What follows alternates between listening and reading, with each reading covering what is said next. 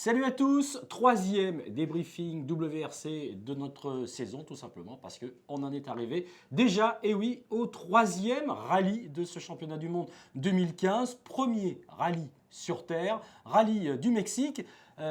Anthony Drevet est à mes côtés, c'est lui qui a suivi tout cela sur l'antenne de Motors TV pendant le week-end. Déjà, on salue la présence d'Anthony. Bienvenue sur Débriefing WRC, Anthony. Merci Patrick, on va essayer de faire au mieux pour expliquer ce rallye.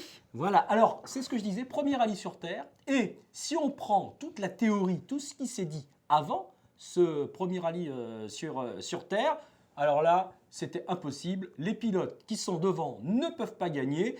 Et donc, c'était un petit peu la porte ouverte à quelques espoirs pour Jari-Matti Latvala, qui arrive dans ce rallye du Mexique à la 4e place du championnat du monde. Pourquoi pas pour Mats Rosberg, pourquoi pas pour Chris Mick. Bref, tout le monde voit un vainqueur différent, enfin, dans ce rallye par rapport à ce que l'on a connu au Monte-Carlo et en Suède. Et on va s'apercevoir au fur et à mesure que ce rallye, eh bien que tous ces plans tirés sur la comète vont tomber à l'eau comme un certain Ott Tänak. Ah, on commence fort. Effectivement, Tänak qui a accroché une petite pierre, il a ouvert son train avant et puis finalement il a plongé directement dans le lac. Alors, moi j'étais marqué par quelques images que tu nous as commentées sur notre antenne. On rappelle bien sûr ces 3 rendez-vous quotidiens et le highlight à 22h05 ce vendredi. C'était surtout l'émotion qui transparaissait sur le visage de Malcolm Wilson. On avait l'impression qu'on s'était fait une belle trouille du côté de M-Sport. Tu peux confirmer ? On s'est fait une belle trouille et aussi au niveau de l'organisateur du rallye, du WRC, parce que pendant 17 minutes, on a perdu la trace de Ott Tänak. On ne savait pas où était Ott Tänak, vraiment, puisque la voiture est tombée dans l'eau, forcément. Tout ce qui est faisceau électrique, etc., ne répondait plus. GPS, il n'y avait plus rien qui fonctionnait, quoi. Et donc, on a perdu la trace de Ott Tänak. Et c'est vrai qu'il y a eu une belle émotion à ce niveau-là. Et puis, il y a eu une deuxième émotion, c'est quand les 8 mécaniciens seulement autorisés autour de la voiture pendant 3 heures ont réussi à la remettre sur roue. Alors, Ott Tänak, on va un petit peu rapidement continuer sur lui. Il revient chez M-Sport. Déjà au Monte-Carlo, il a vraiment obligé les mécaniciens à faire un travail extraordinaire sur la voiture. C'est la preuve, encore une fois, que même si ce n'est pas une équipe d'usine, l'équipe de mécaniciens de M-Sport, c'est quand même quelque chose d'assez remarquable. Ils l'ont encore prouvé cette fois-ci. Hélas, pour pas grand-chose, puisque dès le lendemain matin, il n'y a plus rien qui fonctionnait, quoi. Il y avait trop d'eau. En fait, il y avait trop d'eau et donc ils ont réussi à redémarrer la voiture. Donc ça, c'était vraiment une belle opération qu'ils ont fait. Mais le problème, c'est qu'il y avait trop d'eau et donc du coup, elle a redémarré une fois. Puis la deuxième fois, quand ils ont mis de l'essence, elle a plus redémarré. Alors, qui est intéressante en tout cas, c'est que les mécaniciens de M-Sport, pendant la 3e journée de compétition, ont démonté le toit de leur petite tente pour qu'il y ait un maximum de soleil qui entre et qui sèche cette voiture. Voilà. Allez. Vous savez que Ott Tänak, il a toujours son petit canard jaune là, sur le frein à main. Alors, sa performance, elle n'a pas cassé 3 pattes à un canard. Ah, il a un peu pris l'eau, Ott Tänak. Il a un peu pris l'eau. C'est pas lui qui a surnagé le plus dans ce rallye. Voilà, on va fermer rapidement cet épisode, mais qui a quand même été intéressant et puis impressionnant au niveau des images. Malcolm Wilson, c'est juste qu'il n'a pas les larmes aux yeux en se disant mais mince, j'ai un pilote qui est décédé. Il y a eu une grosse trouille du côté de M-Sport. On va revenir donc à ce qu'on disait au préalable, Anthony, avec donc cette théorie qui donc, tout le monde se dit, le rallye du Mexique, il n'est pas pour Sébastien Ogier. Je regarde quand même les chronos et je regarde quand même le résultat à la fin de la première journée. Et à la fin de la première journée du vendredi, allez, je compte pas le jeudi. Pour moi, la première vraie journée, c'est le vendredi. On pourra revenir sur cette façon de parler à la fin de la première étape, voilà, qui comporte donc les 2 petites spéciales du jeudi et la journée complète du vendredi. Je regarde les résultats. Sébastien Ogier est leader de ce rallye du Mexique. Qu'est-ce qui s'est passé ? Il y avait plusieurs petites choses qui se sont passées. Ce rallye était un petit peu plus frais que d'habitude.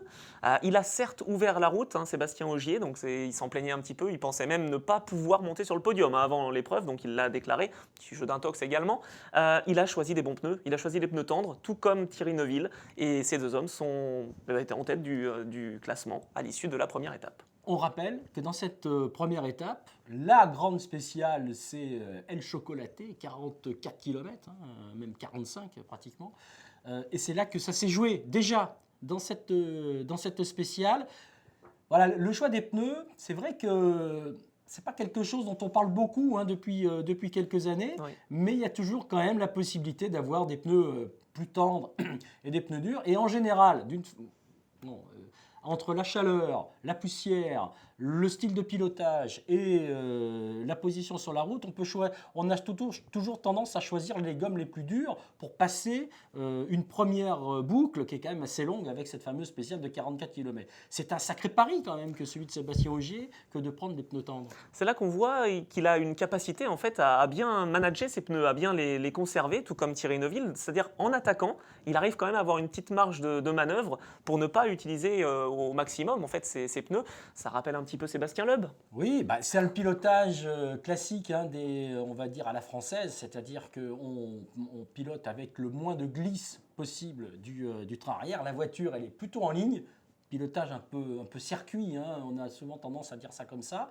Et c'est vrai que ça me permet d'économiser un petit peu ces gommes. Donc voilà, parce que on peut revenir aussi sur ce que tu disais, il fait plus frais que d'habitude. C'est important parce que je pense qu'en fait, quelque part, alors que les circonstances en théorie sont contre lui, eh bien les circonstances en pratique vont quand même être un petit peu avec lui dans cette première étape. Eh Non. oui, si, effectivement, on n'a jamais vu des températures si faibles en fait au Mexique. Donc là, il arrive en leader du championnat, il doit ouvrir la route. Eh bien, il fait froid, il fait frais en tout cas.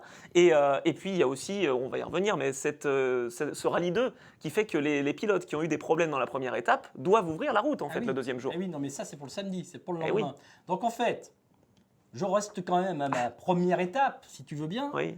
Le soir de la première étape, c'est-à-dire le vendredi soir, Sébastien Ogier est leader du rallye. À la grande surprise de tout le monde. Ce qui veut dire quoi? Ce qui veut dire que tous les pilotes qui s'imaginaient pouvoir être devant lui, ils se mettent une petite pression supplémentaire et attaquent donc le samedi en se disant c'est pas possible, on ne peut pas le laisser comme ça. On ne peut pas le laisser à cet endroit-là, on ne peut pas le laisser devant.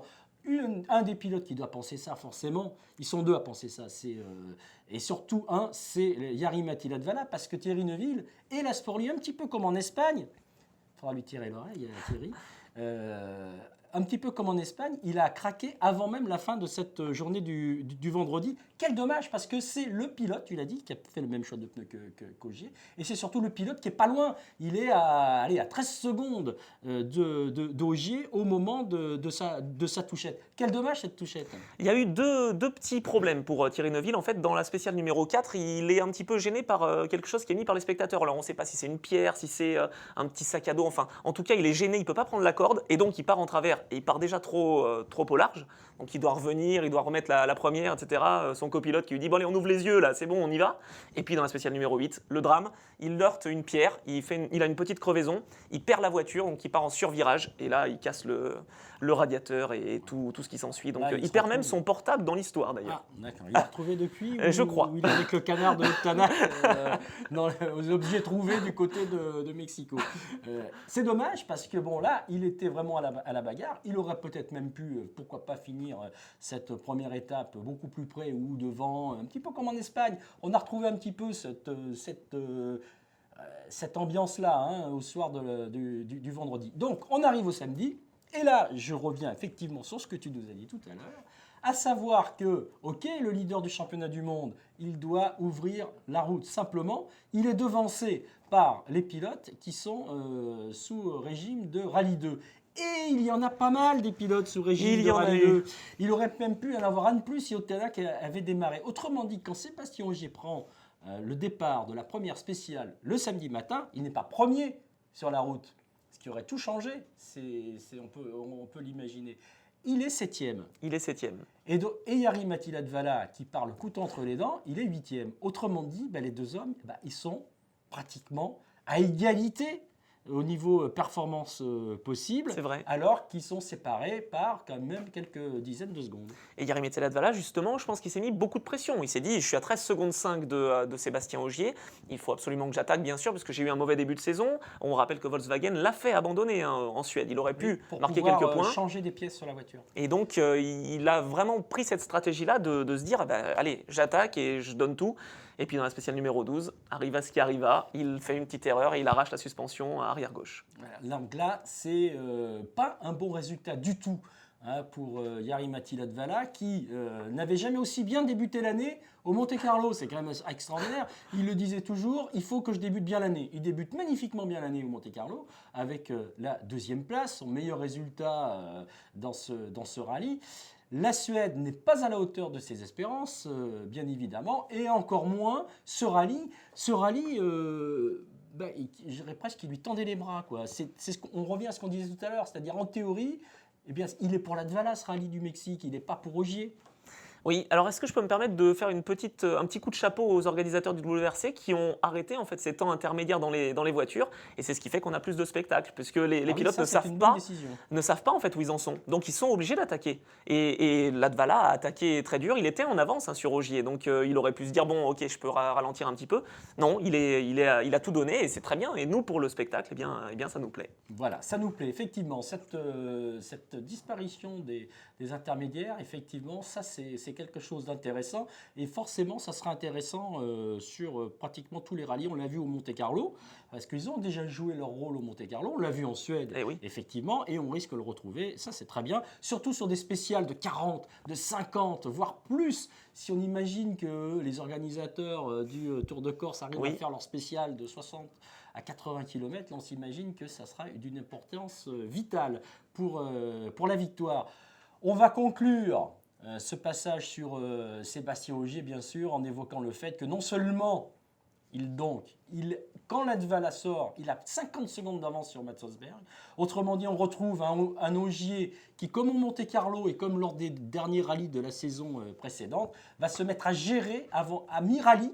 Il est déjà en train de gérer sa première place. Alors ça n'a heureusement pas été le cas en Suède, on avait vécu une fin de course absolument magnifique, mais c'est le cas une fois encore au Mexique, avec 50 secondes d'avance, avance qui va porter même à plus d'1 minute dans la 2e boucle du samedi. Alors là, il gère parfaitement son rallye. Et comme un plaisir n'arrive jamais seul et comme la vengeance est un plat qui se mange chaud, froid, tiède, comme vous voulez avec Seb Ogier et Julien Gracia, qu'il ne faut jamais oublier dans les succès de la voiture numéro 1. Boum, on vient coller 5 secondes 6 au 2e temps de la Power Stage. Autrement dit, 28 points.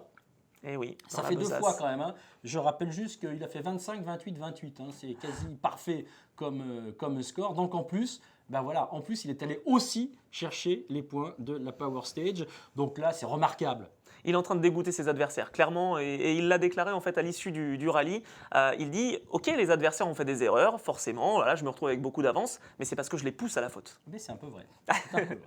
Alors, on va maintenant donner les étoiles comme forêt LFB avec la F1, des étoiles qui vont aux 2 pilotes norvégiens qui se sont battus pendant pratiquement toute la course pour, au départ, la 3e place et au final la 2e, Mats Rosberg et Andreas Mikkelsen. Alors, Mats Rosberg, moi ça me fait plaisir parce que Mats Rosberg c'est un mec sympa. Alors, c'est pas Sébastien Loeb, c'est pas Sébastien Ogier, mais là, franchement, il a tenu le rôle que Citroën attendait de lui, à savoir une bonne position sur la route dès la première étape, et puis un pilotage solide.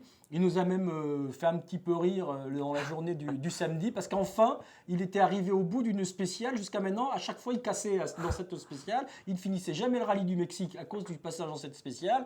Et au final, il l'a passé enfin. Donc là aussi, c'est de l'expérience qui rentre en jeu.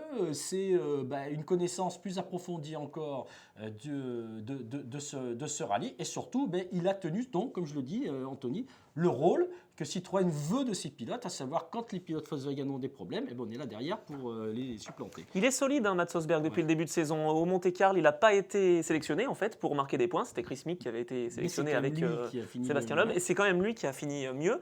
En Suède, il a été solide aussi. Et puis là, on arrive au Mexique. Vraiment, franchement, belle performance. Il a encore eu des problèmes de boîte de vitesse. Il n'était pas très content hein, dans la première étape. Quand il a rétrogradé en seconde, il est passé en neutre et puis ensuite il est revenu en première. Donc forcément, blocage de boîte et on se retrouve en tête à queue. C'est pas très long. Et puis donc, il est sorti vainqueur de son duel avec Andreas Mikkelsen. Un Andreas Mikkelsen qui aussi avait besoin de se racheter par rapport à son rallye du Mexique 2014, où tonneau le vendredi, tonneau le samedi, et donc là, on oublie le dimanche. Hein, là, ce n'a pas été le cas, mais il l'a joué extrêmement prudemment, justement. Hein. Il est monté en puissance jusqu'à la fin, Andreas Mikkelsen. On peut même penser que si il n'avait pas eu ce problème en 2014, il aurait peut-être été plus rapide et donc aurait peut-être pu terminer devant Mats Rosberg. On ne va pas refaire l'histoire avec des scies en permanence. Il n'empêche qu'il fait encore un nouveau podium et qu'il consolide par la même occasion sa place de deuxième au classement général du championnat du Grand Prix. Il est en train de prendre une belle place hein, du côté de Volkswagen Motorsport. Troisième cette année. On sait qu'en Suède, il a été très déçu, bien sûr, puisqu'il se battait pour la victoire. Carrément. Il l'a raté. Il a bien surmonté, manifestement. C'est vrai. Et il nous a donné rendez-vous déjà pour l'année prochaine, puisqu'il connaît maintenant les spéciales au Mexique. Et il va être redoutable, c'est ce qu'il a déclaré. Alors, ce qu'il disait, justement, c'est qu'au deuxième passage, à chaque fois, il est plus rapide parce qu'il se souvient, bien sûr, des différents endroits, des différents pièges et tout. Donc, vraiment, Andreas Mikkelsen a surveillé pour le futur. Il est déjà à surveiller, mais il va monter en puissance. On rappelle juste qu'encore un rallye pour lui, l'Argentine, au volant de la version 2014 de l'Apollo, et qu'à partir du Portugal, il aura la même voiture qu'Ogier et que Latvala. Quelque part, il y a une petite différence, et c'est pas énorme, mais il y a toujours une petite différence. Il aura les palettes au volant qui permettent quand même d'avoir les deux mains. On peut penser que Thierry Neuville aussi va peut-être les avoir pour l'Argentine. On aurait pu les avoir sur la Hyundai pour ce rallye du Mexique, ce n'est que partie remise. Un Thierry Neuville qui attend avec impatience la future I20 qui pourrait lui permettre de rivaliser un petit peu mieux, parce qu'on en parlait tout à l'heure, il a commis une erreur, mais il est tellement obligé de surattaquer par rapport aux performances des Citroën et des Volkswagen que quand même il a quand même quelques circonstances atténuantes. On rappelle bien sûr aussi que ça a été le retour de Dani Sordo qui, ma foi, a fait un rallye solide. Voilà. Alors, il a eu une petite douleur quand même à l'épaule. Hein. Ça l'a relancé dans la spéciale de numéro 19, la Guarner-Roitito, qui est longue de 55 km 82. Et c'est vrai que ça lui faisait un petit peu mal. Il a été solide, il n'a pas fait d'erreur. Bon. Voilà, on était jusqu'au bout. Prendre des points pour Hyundai, qui est aussi deuxième du championnat constructeur. Derrière, Volkswagen, toujours invaincu. Hein, Volkswagen qui continue avec Sébastien Ogier la passe des rallyes qui se succèdent. On verra ce que ça va donner en Argentine. En tout cas, je rappelle juste quand même les choses importantes, Anthony, pour conclure. Ogier 81 points, Mikkelsen 47, il a 34 points. Derrière, c'est Thierry Neuville. La 6e place seulement, on trouve Latvala avec 19 points. Il a déjà 62 points de retard sur le pilote qu'il aimerait bien vaincre au niveau du championnat. Donc, il va falloir commencer à s'y mettre. 27e victoire pour Sébastien Ogier, voilà. On oublie Carlos Sainz. Oui. Désormais, devant lui, c'est Marcus Grönholm avec 30. Bon, allez. Et après, il y a Sébastien Loeb. À la fin de la saison, il sera deuxième. Ça sera déjà magnifique compte tenu du nombre de saisons qu'il a derrière lui. Et puis, je rappelle juste qu'il est aussi dans une belle passe. Hein. Vainqueur en Espagne, en Grande-Bretagne, au Monte-Carlo, en Suède et au Mexique. Ça fait 5 de suite. Voilà. Merci de votre fidélité à Débriefing. Merci Anthony d'avoir suivi ce rallye pour nous. Ça t'a plu? Ça m'a plu. Hein, ça t'a plu parce je reviendrai. C'est Ogier qui gagne, donc forcément c'est sympa. Salut à tous et à bientôt pour un nouveau débriefing. Et n'oubliez pas, propos de débriefing F1, la semaine prochaine, retour de Jean-Luc Roy et de Laurent-Frédéric Bollet avec le premier débriefing F1 de la saison après le premier Grand Prix à Melbourne, le Grand Prix d'Australie. Salut! Salut!